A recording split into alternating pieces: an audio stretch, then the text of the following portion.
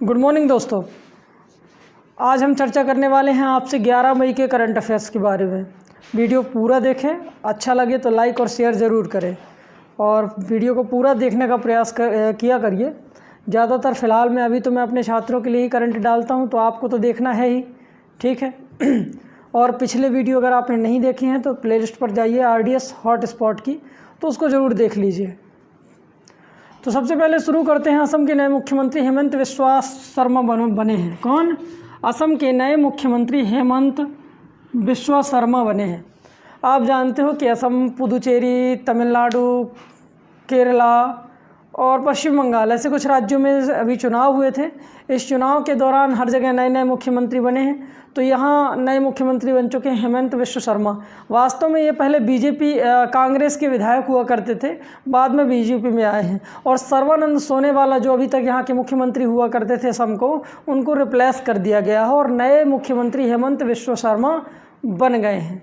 याद रखना ये चीज़। अब असम के मुख्यमंत्री बने हैं तो असम के बारे में जान लीजिए। राज्यपाल आप सब जानते हो जगदीश मुखी हैं।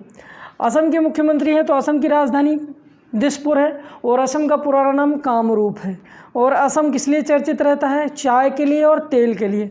चूँकि आप जानते हो असम की गुवाहाटी में होती है चाय, उलैंग, और असम के डिगबोई में होता है तेल। ये भी याद रखना आप, डिगबोई में होता है तेल। सबसे पहले 1905 में भारत में सबसे पहले अगर पेट्रोल कहीं निकला था तो डिगबोई में ही निकाला गया था। ये भी एक और एरिया है डिगबोई के अलावा, नुमालीगढ़, वहाँ से भी तेल निकाला जाता है पश्चिम असम के अंतर्गत। इसके अलावा असम में एक गोपीनाथ बारदोली हवाई अड्डा भी आपको देखने को मिलेगा और एक सींग का गेंडा आपको असम में ही देखने को मिलेगा और बाघ भी आपको असम में देखने को मिलेगा। अर्धंती योजना और धनवंतरी योजना, ये भी दो योजनाएं असम की, याद रखना। अर्धंती योजना वास्तव में 1 तोला लड़कियों को सोना देने का है जब उनका विवाह होगा मंगलसूत्र के लिए। और धनवंतरी योजना लोगों का इलाज, मुफ्त इलाज करने की योजना है, वो आपको असम में ही देखने को मिलेगी, याद रखना।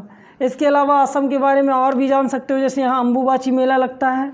हालांकि कोरोना काल की वजह से ये मेला अभी स्थगित कर दिया गया था। अम्बुबाची मेला लगता है, कामाख्या मंदिर यहीं पर है जहाँ पर ये मेला लगता है। कामाख्या माता पार्वती का भव्य मंदिर है। यहाँ पर राष्ट्रीय उद्यान आपने सुने हो शायद, गोल्डन बाग भी असम में ही देखा गया था।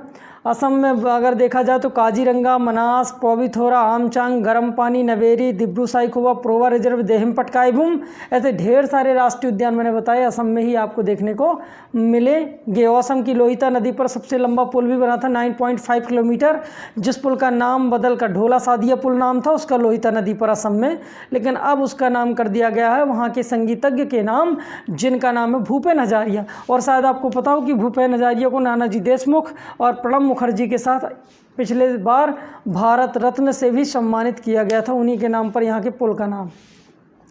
अगला क्वेश्चन देखते हैं। QS विश्वविद्यालय रैंकिंग में, QS विश्वविद्यालय रैंकिंग में Massachusetts institute of technology, Massachusetts institute of technology America को टॉप स्थान मिला है। तो ये बताइए QS रैंकिंग में दुनिया की सबसे बेस्ट यूनिवर्सिटी कौन घोषित हो गई है? Massachusetts institute of technology. और अगर कभी भारत की चर्चा किया जाए तो 172वें स्थान पर आपको मिलेगी IIT बॉम्बे। तो भारत में टॉप यूनिवर्सिटी है IIT बॉम्बे, अब वो कहाँ पहुँच गई है? 172 पे है विश्व स्तर पर, ये ज़रूर याद रखना। अच्छा, मैं कुछ चीज़ें बताता हूँ MHRD के बारे में। Ministry of human resources and development, मानव संसाधन मंत्रालय ने पिछले साल घोषणा की थी कि the best IIT of India, Indian Institute of Technology, the best IIT of India that called Madras को भारत की सबसे अच्छी IIT घोषित किया गया था। जबकि अगर मैं विश्वविद्यालय की चर्चा करूँ तो the best university of India, Indian Institute of science and technology Bangalore, Indian Institute of science and technology Bangalore. सबसे बेस्ट कॉलेज की चर्चा करूँ तो दिल्ली का मेरंडा हाउस है, और सबसे बेस्ट स्कूल की चर्चा करूँ तो जवाहरलाल नेहरू स्कूल इंदौर का है, जिसे ISO सर्टिफिकेट भी मिला था। ये भी याद रखना। इस प्रकार से आप, अगर मैं कहूँ भारत की सबसे पहली यूनिवर्सिटी कौन थी, तो भारत की सबसे पहली यूनिवर्सिटी तक्षशिला थी। ये ज़रूर आप याद रखना, जो शायद शताब्दी ईसा पूर्व बनाई गई थी। तक्षक भगवान राम के छोटे भ्राता भरत के पुत्र तक्ष के नाम पर चलती है तक्षशिला यूनिवर्सिटी। और अगर मैं कहूँ भारत में सबसे बड़ी यूनिवर्सिटी कौन थी पर्टिकुलर जो आज है, तो आपको याद रखना है कि भारत की सबसे बड़ी यूनिवर्सिटी जो पुरानी थी सबसे पहले नालंदा विश्वविद्यालय, जिसका निर्माण गुप्ता एम्पायर के राजा कुमार गुप्त ने करवाया था और जिसको अलाउद्दीन खिलजी के सेनापति बख्तियार खिलजी ने आग लगा दी थी। तो इस प्रकार से आप ये भी विश्वविद्यालयों की रैंकिंग भी याद रखना। आगे मैं बढ़ता हूँ। 8 मई को विश्व रेड क्रॉस दिवस मनाया गया। तो 8 मई को विश्व रेड क्रॉस दिवस मनाया गया। मैं आपको इसके बारे में बता दूं, रेड क्रॉस दुनिया का सबसे बड़ा चिकित्सकीय संगठन है जो लोगों के स्वास्थ्य सुविधाओं की चिंता करता है, लोगों के स्वास्थ्य सुविधाओं की चिंता करता है, याद रखना। चलिए ठीक है, तो 8 मई को विश्व रेड क्रॉस दिवस मनाया गया जो लोगों के स्वास्थ्य की चिंता करता है। मैं आपको बताता हूँ। इसके बाद देखिए मैं आपको बता दूँ, रेड क्रॉस की स्थापना किसने की थी? हेनरी डुरैंड ने, सर हेनरी डुरैंड ने की थी। ये याद रखना इनका नाम। ये है रेड क्रॉस के जनक और इन्होंने की थी 8 मई 1863 को रेड क्रॉस की स्थापना की थी, ये याद रखना। और रेड क्रॉस एक पहला संगठन है जिसको 3 बार नोबल भी मिल चुका है, संभवतः 17 में, 44 में और 63 में। 1917, 1944, 1963 हेनरी डुरैंड के बनाए हुए रेड क्रॉस को 3 बार नोबल मिल चुका है, 17, 44 और 63 शांति का नोबल मिल चुका है, ये ज़रूर आप याद रखना।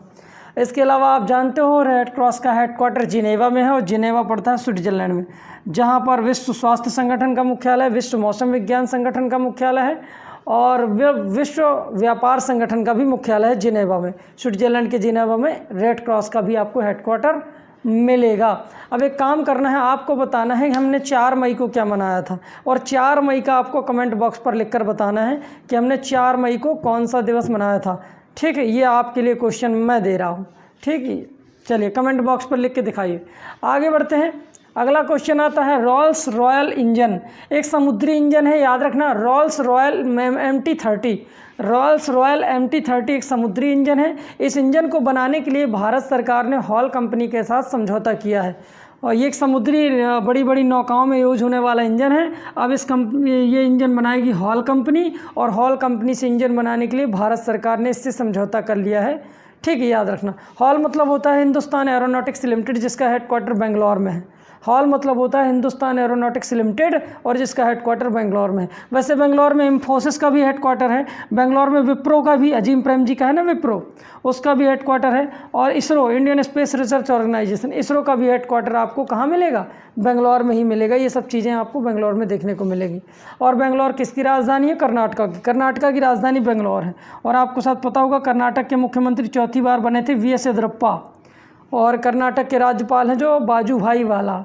और कर्नाटक की राजधानी मैंने आपको बताई थी बंगलौर, बंगलौर का जुड़वा शहर है मंगलौर, याद रखना। और इसके अलावा आप जानते हो the silicon city of India, the space city of India, the IT city of India और the garden city of India, ऐसे ढेर सारे नाम आपको बेंगलोर को ही मिलेंगे। आपको पता है भारत में एकमात्र शहर है बेंगलोर जिसने खुद का ऑफिशियल लोगो लॉन्च किया था। बेंगलोर भारत का एकमात्र शहर है जिसने खुद का ऑफिशियल लोगो लॉन्च किया था, जिसमें कन्नड़ भाषा में बेंगलोर लिखा था और अंग्रेजी भाषा में बेंगलोर लिखा था। इससे पहले अगर किसी राज्य ने ऑफिशियल लोगो लॉन्च किया था तो पश्चिम बंगाल ने। तो शहरों में याद रखना बेंगलोर अपना लोगो लॉन्च करने वाला, और राज्यों में अगर कभी क्वेश्चन आए तो आपको याद रखना है पश्चिम बंगाल अपना खुद का लोगो लॉन्च करने वाला भारत का राज्य था। कर्नाटक में आपको पता ही होगा जोगरसोप्पा राजा रानिया महात्मा गांधी जलप्रपात है, 255 मीटर ऊंचा है, शरावती रिवर पर है।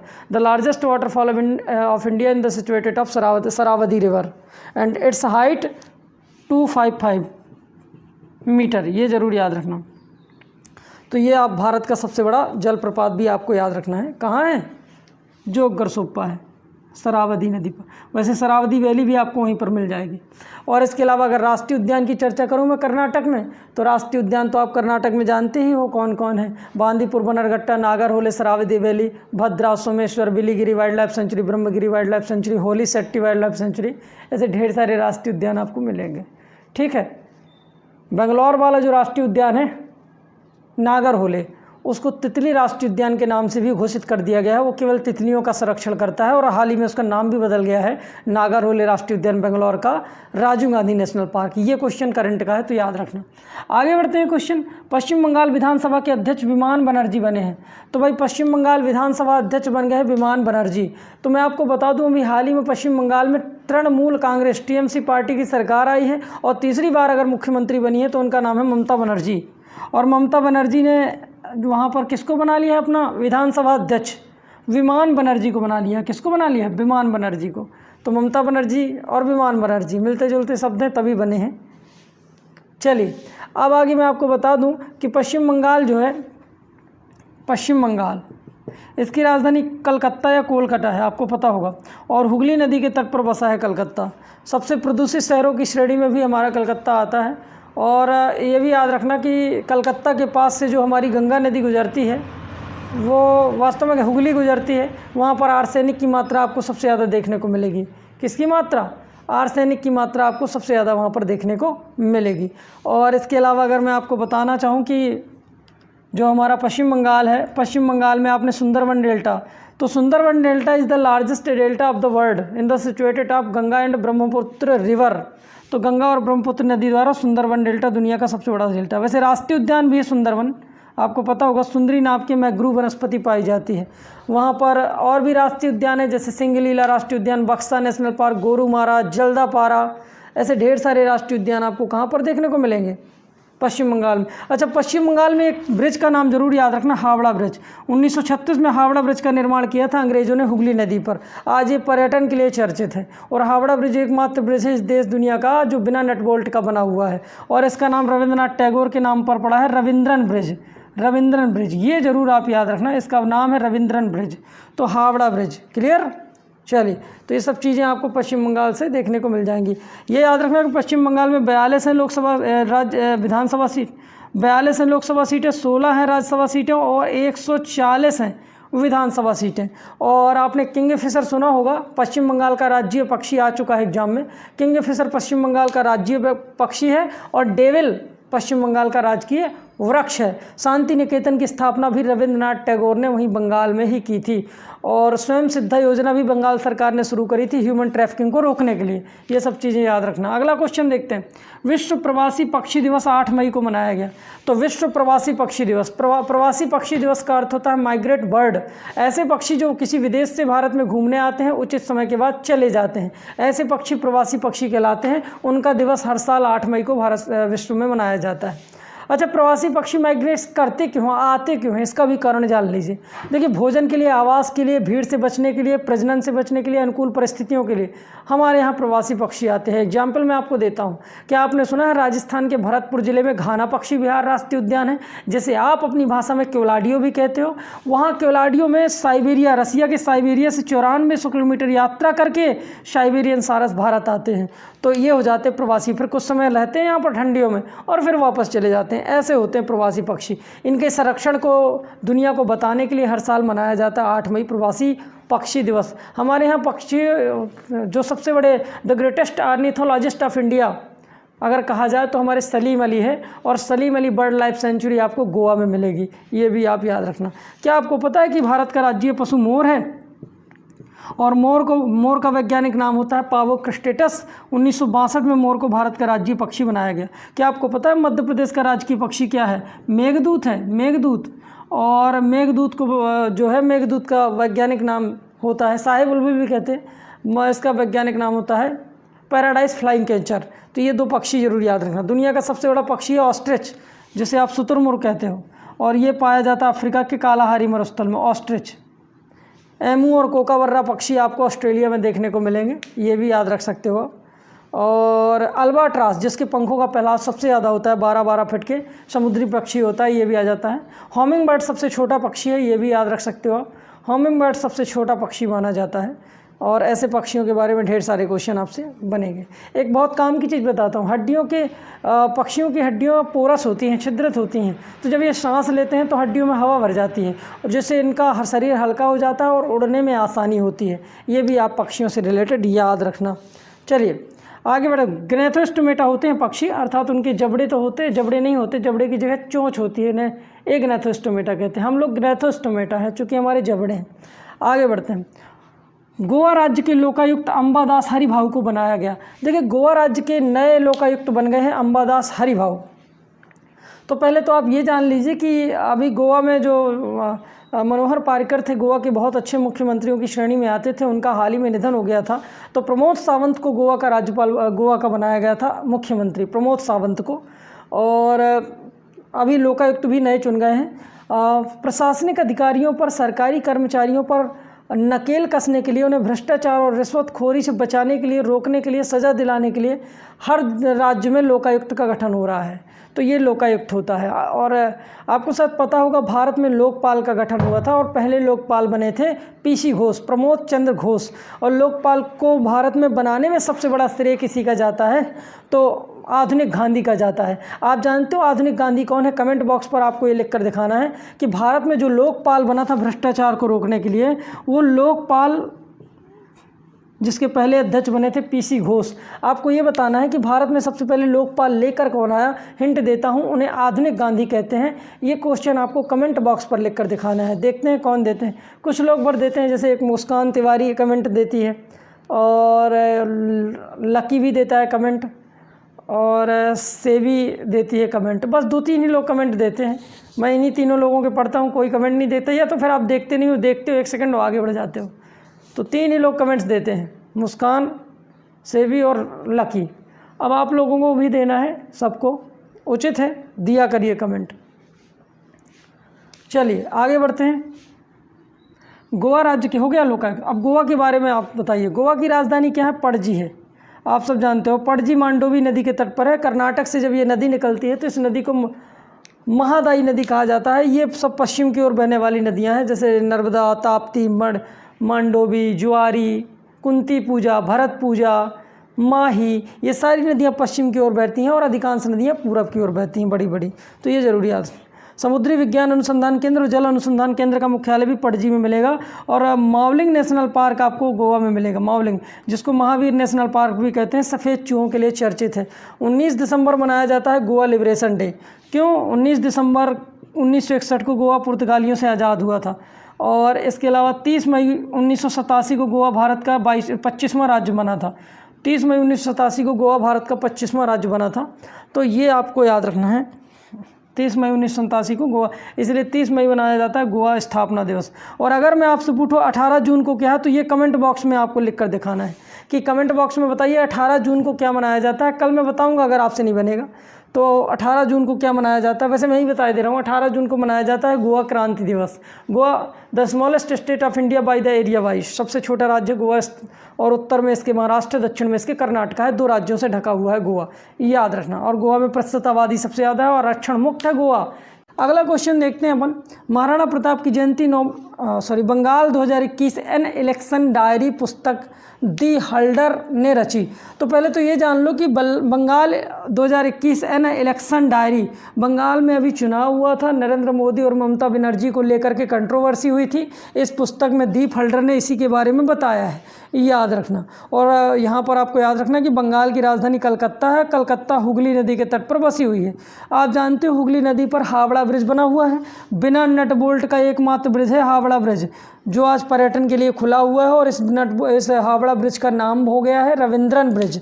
ये जरूर आप याद रखना, क्लियर। इसके अलावा मैं आपको बता दूं, बंगाल में कलकत्ता में ही आर्सेनिक की मात्रा सबसे ज़्यादा देखी गई है। विक्टोरिया मेमोरियल आपको कोलकाता में ही देखने को मिलेगा।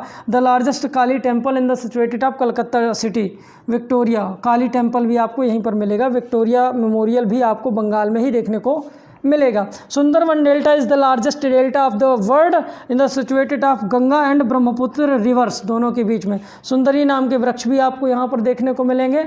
और राष्ट्रीय उद्यान सुंदरवन, बक्सा, गोरुमारा, जल्दापारा और सिंगलीला, महानंदा, ऐसे ढेर सारे आपको राष्ट्रीय उद्यान भी बंगाल में देखने को मिलेंगे, याद रखना, क्लियर। और बंगाल का सुख दामोदर नदी को कहा जाता है। महाराणा प्रताप की जयंती 9 मई को मनाई गई। देखिए 9 मई 1540 को महाराणा प्रताप का जन्म मेवाड़ में हुआ था। आप जानते हो मेवाड़ की राजधानी चित्तौड़ थी, जिसे राजस्थान का आन बान शान भी कहते हैं, जो मुगलों का कभी गुलाम नहीं हुआ। मैंने इस पर वीडियो बनाई है, शॉर्ट वीडियो है, आप देख सकते हो, देखा करिए। उसमें आपको क्या रहेगा, मोटिवेशन मिलेगा, तो वो भी शॉर्ट वीडियो देख लिया करिए। महाराणा प्रताप पर कल मैंने डाली थी इनकी जयंती पर। तो 9 मई 1540 को आपको याद रखना है महाराणा प्रताप का जन्म हुआ था। ये मेवाड़ के 13वें राजा थे। हल्दी घाटी का जो युद्ध हुआ था 1576 में, उसमें इनका युद्ध मान सिंह से हुआ था। और हल्दी घाटी के युद्ध में कहते हैं कि झल्ला नायक ने इनकी हीरे जड़े जो मुकुट थी वो अपने ऊपर धारण कर ली थी, और पूरा मुगल आक्रमण इनके ऊपर आ गया था और मृत्यु को प्राप्त हुए थे। झल्ला नायक इनके सेनापति, चूँकि उसी मुकुट से महाराणा की पहचान हुआ करती थी, ये जरूर याद रखना। रखना। महाराणा को कहते हैं कि आधा राज्य हिंदुस्तान देने का प्रयास किया था, 8 बार प्रपोजल ठुकरा दिया था अकबर का उन्होंने, क्योंकि महाराणा प्रताप तो महाराणा प्रताप थे, वो अकबर जैसे से लोगों की वजह से नहीं आए, भड़काने में नहीं आते थे। तो ये चीज़ आप याद रखना। महाराणा प्रताप 9 मई को इनकी जयंती मनाई गई। विश्व भारोत्तोलन चैंपियनशिप पट्टाया थाईलैंड में आयोजित होगा। तो विश्व भारोत्तोलन चैंपियनशिप पट्टाया थाईलैंड में आयोजित होगा। तो पहले तो ये जान लो, विश्व भारोत्तोलन champion in world weight lifting प्रतियोगिता, वजन उठाने की प्रतियोगिता, वो थाईलैंड में हो रही है। थाईलैंड की राजधानी बैंकॉक है और थाईलैंड की राजधानी बैंकॉक है और मुद्रा यहाँ की थाई बाहत है। पुराना नाम इसका था ब्रह्मदेश। क्या आप जानते हो थाईलैंड का नाम है the land of thousands elephant, हज़ारों हाथियों की भूमि थाईलैंड। और इसके अलावा थाईलैंड में आज भी राजतंत्र चलता है, याद रखना। थाईलैंड की राजधानी बैंकॉक में सबसे ज़्यादा वेश्यावृत्ति होती है, ये भी याद रखना। अच्छा, भारत में एक महिला शायद याद हो आपको, कर्णम मल्लेश्वरी, 1904 में आंध्र प्रदेश की थी। 1904 में ये ओलंपिक में कांस्य पदक जीत कर आई थी कर्णम मल्लेश्वरी। ये जरूर आप भारोत्तोलन के बारे में याद रखना। इसलिए चौधरी जो है, चौधरी करके हैं, वो आपके जेवलिन थ्रोवर हैं। शॉट पुट मतलब होता है गोला फेंक, जेवलिन थ्रो मतलब होता है भाला फेंक। और इसके अलावा आपने सुना होगा डिस्कस थ्रो मतलब होता है तस्तरी फेंक, आर्चरी मतलब होता है तीरंदाजी। ऐसे सब नाम याद रखना, कौन कौन खेलों से कौन हुआ। स्मृति मंधाना के बारे में सुना होगा, क्रिकेटर हैं, सबसे तेज़ी से रन बनाए। पीवी सिंधु, सानिया नेहवाल के बारे में सुना होगा, टेनिस वो बैडमिंटन खेलती हैं, और टेनिस सानिया मिर्जा खेलती हैं। ऐसे व्यक्तियों के नाम भी याद रखना, आ जाता है एग्जाम। इस प्रकार हमारे 10 क्वेश्चन हो गए। धन्यवाद, मिलते हैं कल 12।